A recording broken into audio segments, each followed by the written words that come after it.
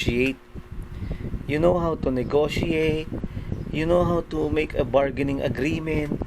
No? Dapat ganun ang ginagawa ni President so that we can at least makahinga tayo sa mga yan, sa mga kumokontrol ng ekonomiya. So, that's it. So, the last thing is that you must look at the trade policy. Tatlo yan guys, in economics. Fiscal policy, monetary policy, and trade policy. Trade policy pertains to yun nga sinasabi ko kanina, yung trade policy na tayo nga, nabigyan tayo ng 19% tariff rate, no? Which hurts the Philippine economy a lot, no?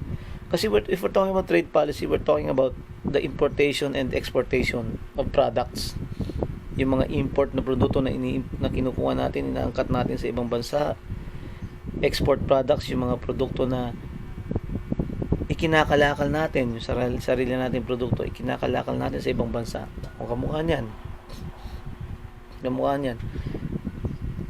Magdadala tayo ng produkto papunta ng US, no? Para ibenta. So, bago natin maibenta ron, magbabayad muna tayo ng 19% ng kabuuan, no? Kabuuang value ng produkto na i-export natin. 'Di ba? So, it will hurt a lot, no? Ito sa ating Philippine economy. Kaya nga pasalamat na lang tayo, no, because of the overseas Filipino workers remittances. Yun ang talagang napakalaki ngayon na sumasapo sa ating bansa. So, salamat po sa mga OFWs natin sa ibang bansa.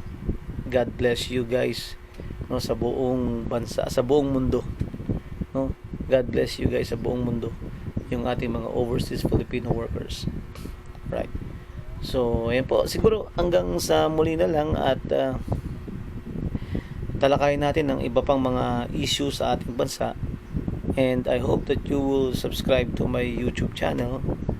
And please share, like, and comment.